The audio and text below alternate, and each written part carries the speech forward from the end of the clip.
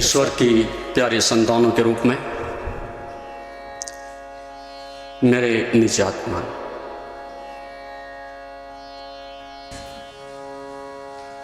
जिसमें किसी प्रकार की पारदर्शिता को अवरोधित करने के लिए कुछ भी नहीं बचता, तो जैसे दर्पण के सामने आप जाकर के खड़े हो जाते हो तो दर्पण आपके लिए कुछ भी नहीं करता, केवल आपको प्रतिबिंबित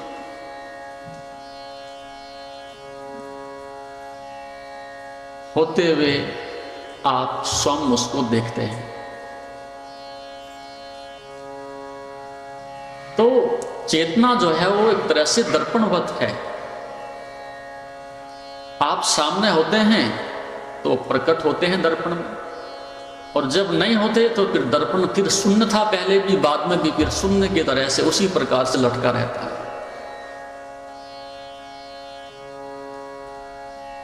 ये बात थोड़ा जटिल है, लेकिन ये बात साधक के दिमाग में पहले से आ जानी चाहिए। क्यों? क्योंकि अब तक हमारा पूरा अनुभव देखने का है, अब तक पूरा अनुभव और आस्था हमारी दृश्य की भांति है,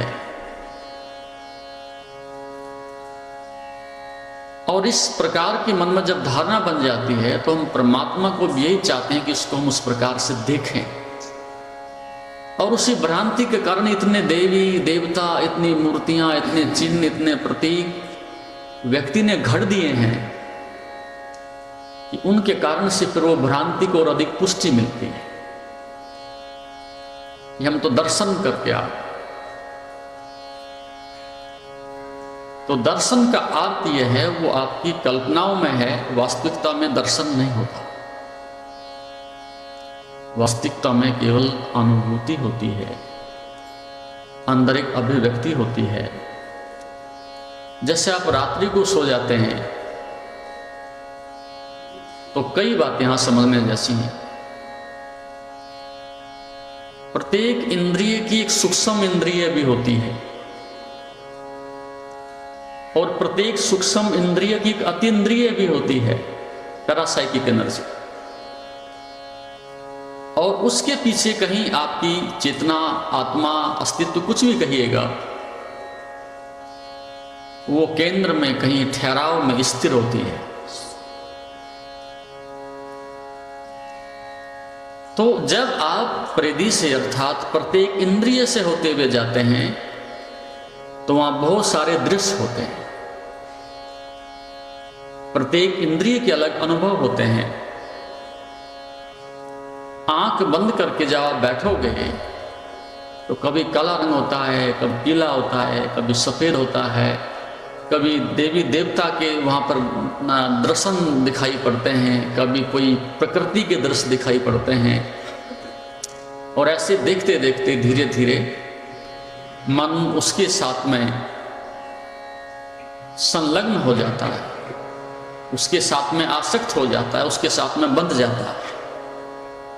जैसे बाहर किसी भी चीज़ को हम अपना बंधन बना लेते हैं, तो साधक धीरे धीरे अंदर दिखाई देने वाले दृश्यों को भी अपना बंधन बना लेता है, और फिर उसको भ्रांति होने लगती है कि जो देखा जा रहा है यही वस्तुतः अस्तित्व है, परमात्मा है, आत्मा है।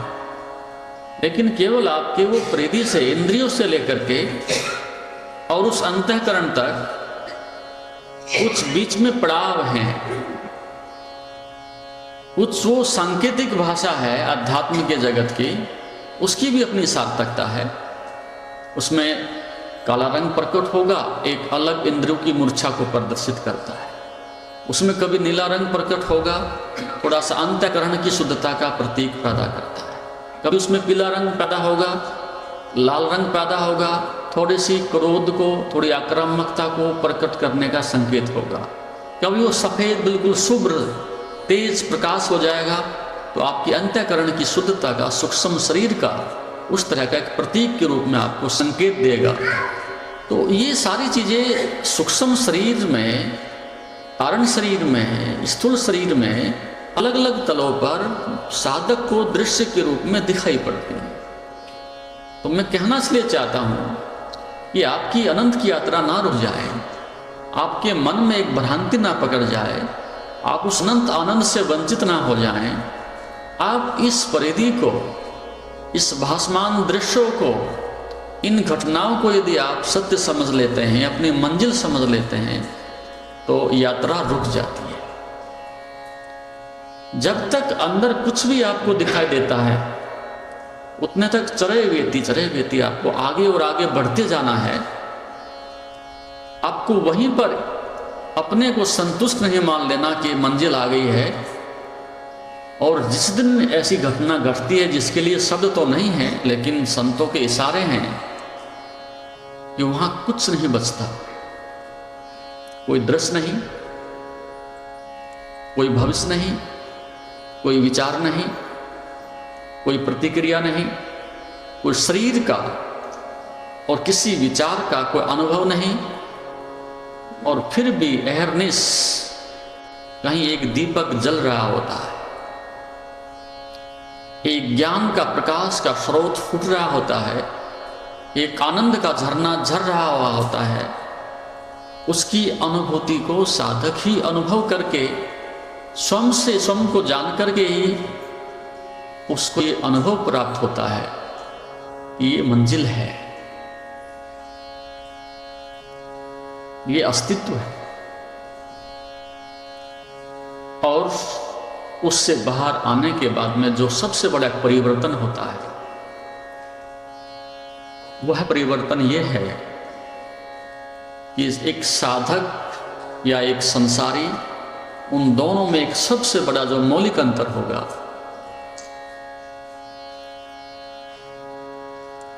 कि जब भी हम बाहर की यात्रा करते हैं, उस सब के पीछे एक सब का जनरली कॉमन फैक्टर होता है, उद्देश्य होता है कि व्यक्ति दूसरे में सुख ढूंढने की, आनंद ढूंढने की एक आकांक्षा मन में जगी रहती है। अन्यथा बाहर क्यों जाएंगे, बाहर दूसरे में क्यों ढूंढेंगे, बाहर हमारा रस इंद्रियों का क्यों बहेगा। उसके पीछे एक ही संभावना मनुष्य को लगती है कि यदि आपके पास स्वयं की संपदा ना हो तो फिर व्यक्ति दूसरे की छीनता है, उधार लेता है। तो पहली घटना, तृप्तः स्वचिंद्रियो नित्यम एकाकी रमते तुया। वह व्यक्ति आप काम हो गया, तृप्त हो गया, दूसरे में 1% भी किसी प्रकार के आनंद के खोजने की, शांति को खोजने की उसके मन में से ये संभावनाएं, ये इच्छाएं तिरोहित हो जाती हैं, समाप्त हो जाती हैं। इससे पहले नहीं हो सकती।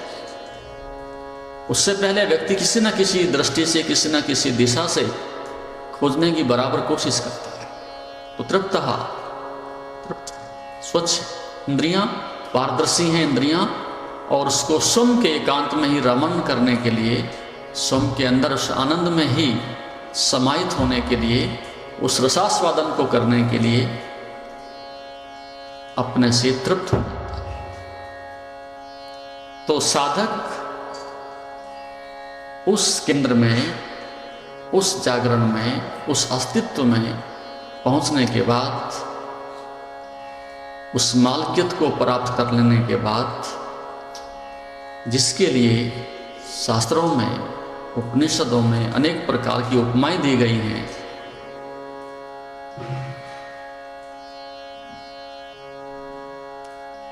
वो सब उसके अंदर स्वाभाविक रूप से घटित होती है।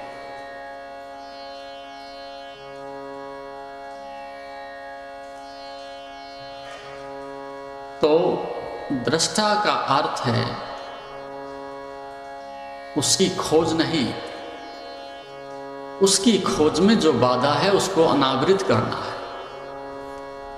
जैसे पृथ्वी से आप जल निकालते हो तो जल को आप खोजते नहीं हो,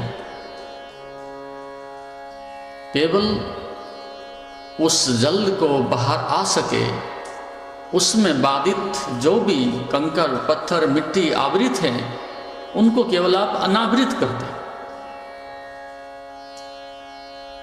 जल को खोजा नहीं आपने, जल था, पहले से था, आपकी खोज से जल नहीं मिला है,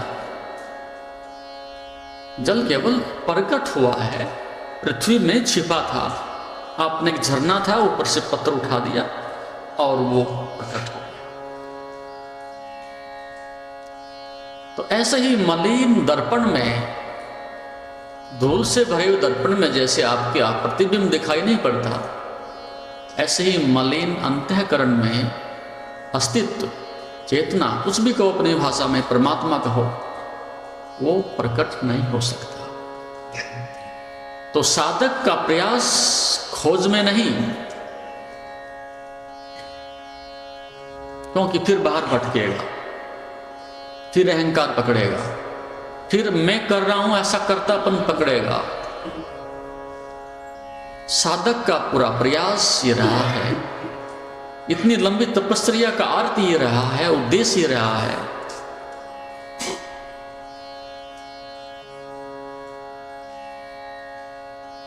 कि मैं उस अंतःकरण को, उस पात्र को, उस श्रद्धा को प्राप्त करने के लिए पुरुषार्थ करूं।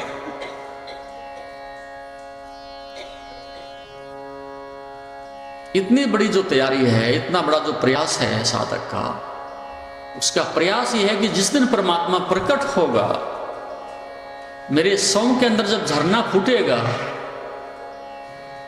क्या उसको आत्मसात करने के लिए, उसको अनुभव करने के लिए, उस शक्ति को अपने में सहन करने के लिए क्या मेरी सामर्थ्य भी है कि नहीं है? क्योंकि प्रत्येक इंद्रिय की एक सीमा होती है। कान की एक सीमा है, देखने की एक सीमा है, मन की एक सीमा है। और यदि अकस्मात आपकी इंद्रियों के साथ ऐसी घटना घट जाए, इतना तेज कोई प्रकाश आपके सामने प्रकट हो जाए, जैसे सूरज है, आप सीधे देखने लगो, तो है तो वो भी प्रकाश, लेकिन आपकी आंखें जा सकती, आपके कान है, सुनने की क्षमता है। यदि जेट विमान आपके कान से सट करके निकल जाए, तो आपकी सुनने की क्षमता हमेशा के लिए समाप्त हो सकती है।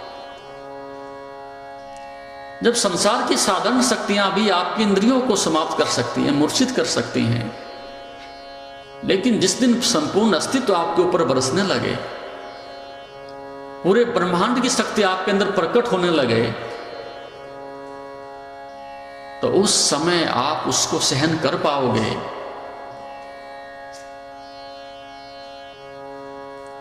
आप उसको अपने पात्र में अनुभव कर पाओगे, समाहित कर पाओगे।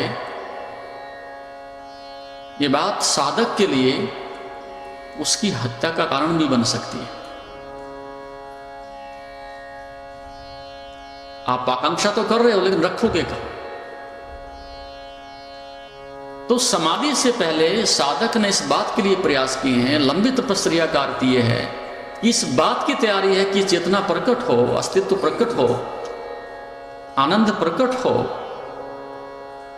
तो आपके अंतःकरण में, आपके हृदय में इस प्रकार की परिपक्वता होनी चाहिए, एक पात्रता होनी चाहिए कि वहां किसी प्रकार का कोई अनिष्ट घटित ना हो। छोटी सी बात और समझने की कोशिश करें। जैसे आप दिन प्रतिदिन अनुभव करते हैं, अस्तित्व की बात तो आप शायद न समझें, इस बात को अच्छी प्रकार से समझ सकते हैं। साधारणतः व्यक्ति दुख से तो मरता ही है, सुख से भी मर जाता है। जो व्यक्ति का हार्ट फेल होता है, हमारी इंद्रियां इतनी सरफेशियल हैं, इतनी सतही हैं, इतनी छिछली हैं, उनकी क्षमता इतनी कम है। इस बात से आप अनुमान लगा सकते हो, यदि अकस्मात एक टेलीफोन आ जाता है और वह समाचार इतना दुखद है कि आपका मन या आपके इंद्रियां, अंतःकरण उसको ठीक से समाहित नहीं कर सकते, उसको पचा नहीं सकते, तो तत्क्षण हैंडसेट हाथ में रह जाता है और मौत हो जाती है। यह अकस्मात इतनी बड़ी संपदा मिल जाए, इतना बड़ा पद मिल जाए जो आपकी क्षमता ही नहीं थी, आप कल्पना भी नहीं कर सकते थे। तो उस सुख में भी व्यक्ति मर जाता है, हार्ट फेल हो जाता है। जब सांसारिक छोटे छोटे दुख और सुख भी आपकी मौत का कारण बन सकते हैं, तो इस बात से थोड़ा आप अनुमान लगा सकते हैं जो सारे ब्रह्मांड की शक्ति है, इतनी बड़ी विराट शक्ति है, यदि ऐसी साधारण स्थिति में वो प्रकट हो जाए तो वो ज्ञान नहीं बनेगा, बोध नहीं बनेगा, अभी तो आपके लिए आत्महत्या बनेगा। तो इतने बड़े संयम की, तेज की, साधना की, जागरूकता की, रूपांतरण की, मौन की, इतनी लंबी तपस्या की जो बात साधक के लिए कही गई है, उसके पीछे अर्थ यही है, इससे पहले कि सत्य प्रकट हो, वो आनंद प्रकट हो, आपकी इंद्रियों में एक पारदर्शिता आ जानी चाहिए। तो साधक का लक्ष्य है बाहर खोजने का नहीं, बाहर देखने का नहीं, बाहर दौड़ने का नहीं, अपितु अपने अंतःकरण में, अपने शरीर में, अपने मन में जो भी बाधाएं हैं, जो भी आवरण हैं, उन सबको दूर करना उसका लक्ष्य है। ये थोड़ा कठिन होता है,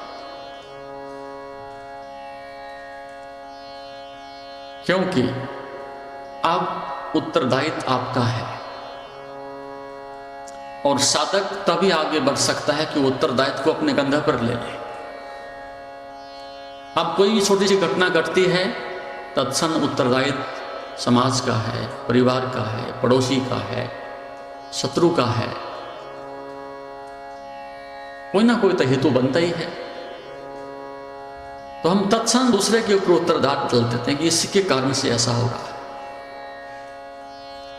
और अनंत काल तक भी आपको कारण मिलते रहेंगे, अनंत काल तक भी आपके मन को बहाने मिलते रहेंगे कि दूसरे के कारण से ही नरक भोग रहे हैं। लेकिन जब अध्यात्म की यात्रा पर साधक निकलता है, तो सबसे बड़ी बात, सबसे बड़ी चुनौती उसके लिए यही होती है कि जो भी कुछ आज मैं हूं, चाहे मैं सुखी हूं या दुखी हूं, उसका उत्तरदायित्व मैं लेता हूं, उसका कारण मैं स्वयं हूं। हालांकि कारण ढूंढने में कोई दूरी नहीं, बाहर आप ढूंढ सकते हो, मिल भी जाएंगे, लेकिन साधक ऐसा जानता है कि उसका कारण स्वयं मैं हूं, उसका उत्तरदायित्व मैं लेता हूं, और यहां से क्रांति आरंभ हो सकती है, यहां से एक रूपांतरण आरंभ हो सकता है, यहां से स्वयं के लिए अनुसंधान करने के लिए, पुरुषार्थ करने के लिए साधना आरंभ हो सकती है। यदि यहां आप किन्हीं कारणों से अपने लोभ को, अपनी कमजोरी को, अपने उत्तरदायित्व को दूसरे पर छोड़ते हो, तो सत्य की यात्रा नहीं कर सकते। तो साधक सुख आए कि दुख आए, उन सबको अपना उत्तरदायित्व समझ करके स्वीकार करता है। और इसके साथ साथ जो अगली बात, समाज में प्राय ऐसा कहा जाता है कि उस व्यक्ति ने मुझे दुख दिया है, उस व्यक्ति ने मुझे सुख पहुंचाया है। ये बात भी भ्रांतिपूर्ण है। क्या कोई किसी को सुख पहुंचा सकता है? थोड़ा विचारने जैसा है। क्या कोई व्यक्ति दूसरे को दुखी कर सकता है? अब तक तो ऐसा ही है, और ऐसा ही हमारा प्रयास है कि दूसरे से हम सुख प्राप्त करने के लिए जाते हैं, या दूसरे से हम दुखी होते हैं, दुख पाते हैं। लेकिन अध्यात्म इस बात के लिए इनकार करता है। दूसरा आपको दुख नहीं दे सकता, दूसरा आपको सुख भी नहीं दे सकता।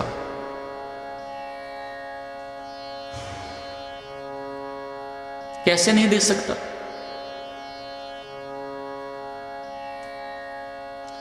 अब आप यहां पर बैठे हो, सत्संग सुन रहे हो, ज्ञान की चर्चा हो रही है, आपका मन हर्षित है, आपका मन सुखी है। उसका कारण मैं हूं। सत्संग सुन रहे हैं, हमें सत्संग से सुख मिल रहा है, हमें सत्संग से शांति मिल रही है। लेकिन यदि अकस्मात दुर्भाग्यपूर्ण ढंग से आप में से किसी के पास फोन आ जाए कि घर में आग लग गई, फैक्ट्री जल गई, पुत्र का देहावसान हो गया, तो क्या ये सुख ठहरेगा? यदि सुख था तो सुख होना चाहिए था, यदि सुख था तो सुख की अनुभूति रहनी चाहिए थी, यदि सुख आपका था तो आपके पास होना चाहिए था। यदि दूसरा तो सत्संग अभी भी हो रहा है, सुख तो मैं अभी भी बांट रहा हूं, वही होल है, वही सत्संग है, वही शब्द है, वही समय है, वही वातावरण है, और बाकी जो 1000 आदमी बैठे हैं उनमें से किसी को कोई कमी नहीं पड़ रही। केवल उस एक व्यक्ति के अश्रु बहने लगते हैं, केवल उसका हृदय धड़कने लगता है, चारों तरफ से व्यतीत हो जाता है। क्या हो गया भैया? अब सुख कहां चला गया? अब आनंद कहां चला गया? सुख नहीं था, एक भ्रांति थी कि उससे आ रहा है, उससे मैंने अपने से जोड़ के देखा, लेकिन पीठ फिरते वो फिर समाप्त हो जाता है।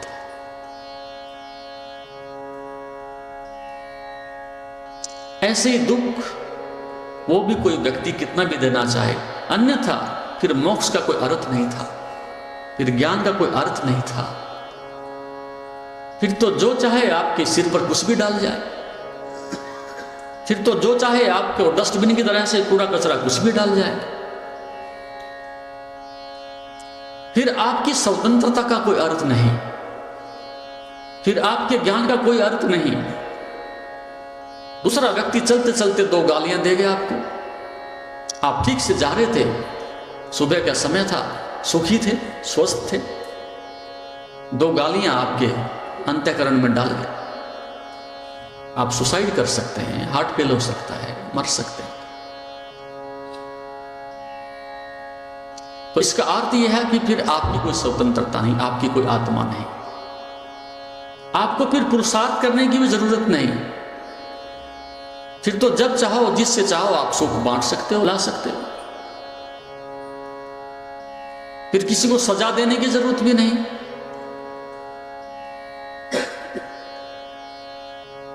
नहीं, सुख और दुख ठीक ऐसे हैं कि आपके सामने जिससे व्यक्ति भोजन प्रस्तुत करता है, आपके सामने लाकर के भोजन रख देता है, आपके मुख में तो नहीं डालता, केवल आपको चुनाव करने का एक अवसर देता है, आपको भोजन करने की एक संभावना प्रकट करता है। प्लीज आप ले सकते हैं तो लीजिए, नहीं ले सकते आप इनकार कर सकते। यदि सुख और दुख की तरह से भी संसार में सारे नियम ही ऐसे चलते तो हर आदमी भ्रष्ट हो जाएगा। जो शराब नहीं पीता उसको शराब पिला देगा, जो मांस नहीं खाता उसको मांस खिला देगा, जो आदमी दुराचार नहीं करता दुराचार में ले जाएगा। फिर आपकी नीति क्या है? फिर आप कहां हो? फिर आप कौन हो? आप जहर नहीं खाना चाहते कि आदमी जहर खिला देगा। यदि सुख और दुख दिए जा सकते हैं तो दूसरी वस्तु भी दी जा सकती है। लेकिन ये एक बड़ी बात है, ये एक अच्छी बात है, और उसी से आदमी की आदमियत है, और उसी से ज्ञान का गौरव है, उसी से मनुष्य की गरिमा है। जैसे मैंने कल कहा, वो चाहे तो चुने, ना चाहे तो ना चुने। तो एक व्यक्ति आपके सामने दुख लेकर के आता है, आप चाहें तो उसको स्वीकार करें, अंदर जाने दें, ना चाहें तो आप इसका इनकार करें।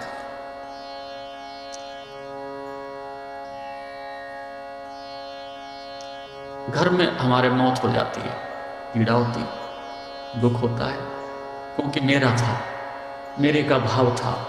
पड़ोस में होती है, कोई नहीं छूती, हो गई ठीक है, कोई दुख नहीं होता। तो दुख और सुख की जो एक प्रासंगिकता है, वो किसी व्यक्ति के ऊपर निर्भर नहीं करती।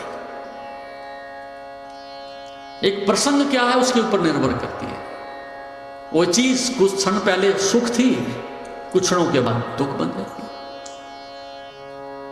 एक आदमी के घर में आग लग गई, पड़ोसी इकट्ठे हो गए, घर के अंदर जो प्राणी थे वो बाहर निकल आए। मालिक बाहर आ गया, सब सामान जल रहा है, सब दहक रहा है, दहाड़ मार करके वो बाप रो रहा है, बच्चे रो रहे हैं, बहुत दुखी है। थोड़ी देर के बाद ही वो पड़ोसी आता है, उसने कहा तुम रो क्यों रो, किस लिए रो रहे? बोले ये कोई उपदेश देने की बात है, ये कोई गीता और शास्त्र की बात है? इतना परिश्रम करके जिंदगी का जो कुछ भी मेरे पास संचित था, सारा पैसा लगा के मकान बनाया, रे जल गया, तो मुझे उपदेश देना है? बोले हाँ, एक अच्छी खबर देना है। बोले क्या? कि तेरे बेटे ने कल ही इसकी रजिस्ट्री पड़ोसी को कर दी।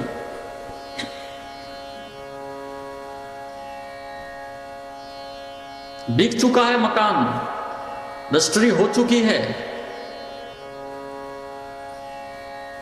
क्यों रो रहे हो? पड़ोसी रोएगा, जिसने खरीदा वो रोएगा। और ठका मार के वो हंसा, अच्छा ऐसी बात है?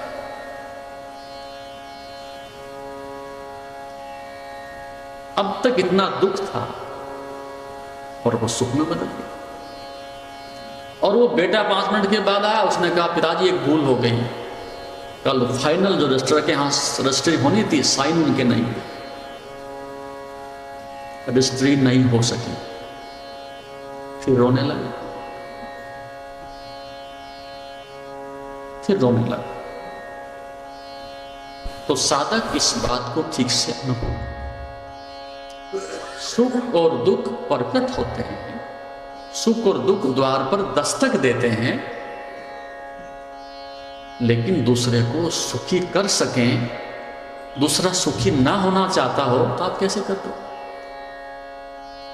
दूसरे को आप दुख देना चाहते हो, दूसरा दुख लेने से इनकार कर दे तो आप कैसे दुख दे सकते हो? ये बात यदि आपके अंतःकरण आ जाए तो आज आप बहुत सारी बीमारियों से मुक्त हो जाओ। भ्रांति में तो आप कुछ भी मान सकते हो, सपने में आप कुछ भी देख सकते हो, लेकिन वास्तविकता यह है कि सुख ना धन पहुंचा सकता, ना स्त्री पहुंचा सकती, न पुरुष पहुंचा सकता, न शत्रु पहुंचा सकते, न मित्र पहुंचा सकते।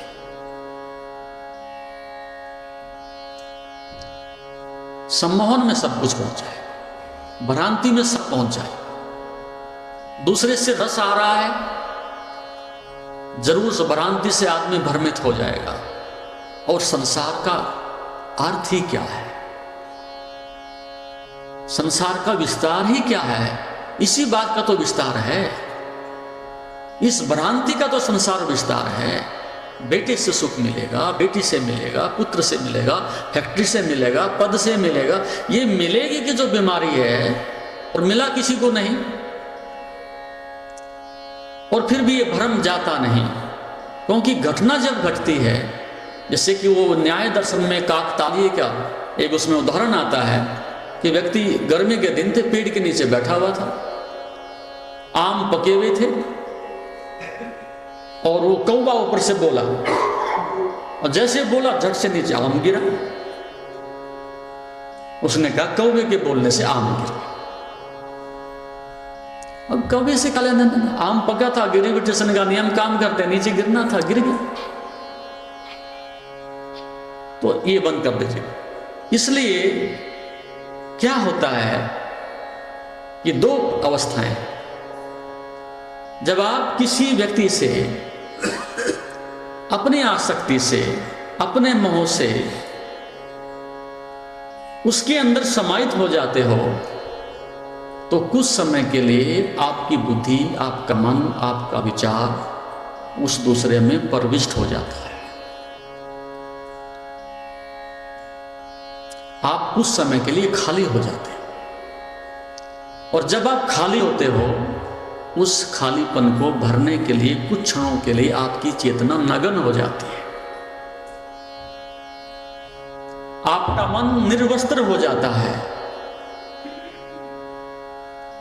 उस आकर्षण में, उस मोह में दूसरे के साथ जुड़ करके कुछ समय के लिए आपको अपनी विस्मृति हो जाती है। ना शरीर की स्मृति है, ना विचारों की स्मृति है, ना भविष्य की स्मृति है, न गरीबी की स्मृति है, न अमीरी की स्मृति है। तो आनंद जो है वो विस्मरण का है, दूसरे का नहीं। वो काम ध्यान में हो जाए तो घटित हो जाएगा, सुषुप्त अवस्था में रात्रि को घटित हो जाए तो हो जाएगा, और आप शराब पी लें अच्छी प्रकार से और आपको विस्मृति हो जाए, शरीर की नहीं, संसार की नहीं, कोई शुद्ध बुद्ध नहीं, शरीर में इतना बड़ा जो एक रूपांतरण होता है, मन में इतनी बड़ी जो घटना घटती है, उसका कारण यह नहीं कि दूसरे से उपलब्धि हो रही है, दूसरा केवल एक संयोग बना है। आम गिरा कोवे से, उसकी आवाज से, ये एक संयोग बन गया। तो जब व्यक्ति शराब पी लेता है तो उसका अर्थ यह है उस आदमी की जो होश है, जो स्मृति है, जो सोचने की क्षमता है, जो विचार करने की प्रक्रिया है, वो कुंठित हो गई। विचार तो रुके लेकिन जहर से रुके, विचार तो रुके लेकिन बहुत बड़ी कीमत चुका करके उस बेहोशी में रुके। तो फिर वो सोचता है यार शराब से आनंद मिलता है, इससे पहले तो कुछ भी नहीं था। एक बोतल अंदर गई और झट से आदमी की आंखें बदल गई। तो जब जब भी गम होगा, दुख होगा, उसने एक बहाना, एक तरीका, मेथड अपना लिया कि जैसे हम क्लोरोफॉर्म सुंघा करके किसी का ऑपरेशन करते हैं, कुछ नहीं पता चलता, कहीं से काट दो, सेंसलेस हो गया। ऐसे ही मादक द्रव्य ने उस व्यक्ति को सेंसलेस कर दिया। जो संवेदनशील तंत्रिकाएं हैं उनसे संबंध टूट गया, और जब संबंध टूट जाता है उस अवस्था में कुछ क्षणों के लिए आपकी जो चेतना कहो, अंतःकरण कहो, मन कहो, वो प्रकट हो जाता है। लगता है कि सब सुख हो गया, आनंद, शांति। तो जब दूसरे से जुड़ते हैं तो स्वयं की विस्मृति होती है, उस विस्मृति के कारण सुख का आभास होता है।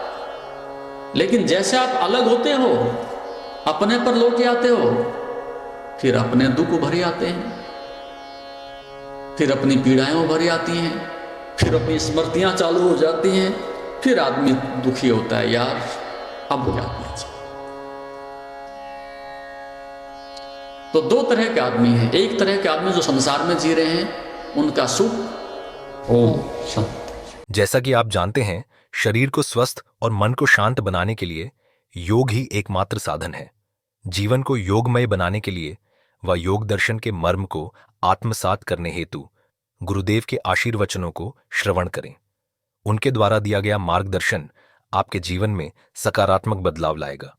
अगर आप पतंजलि योग दर्शन सीखना चाहते हैं और इस प्राचीन ज्ञान को अपने जीवन में शामिल करना चाहते हैं तो हमसे संपर्क करें। हमारे योग सत्र न केवल आपके शरीर को स्वस्थ बनाएंगे बल्कि आपके मन और आत्मा को भी संतुलित करेंगे। अधिक जानकारी के लिए हमें नीचे दिए गए विवरणों पर संपर्क करें। हमारे साथ इस योग यात्रा की शुरुआत करें और अपने जीवन को शांति और सकारात्मक ऊर्जा से भरें। धन्यवाद। आपका दिन शुभ हो। ओम नमस्ते।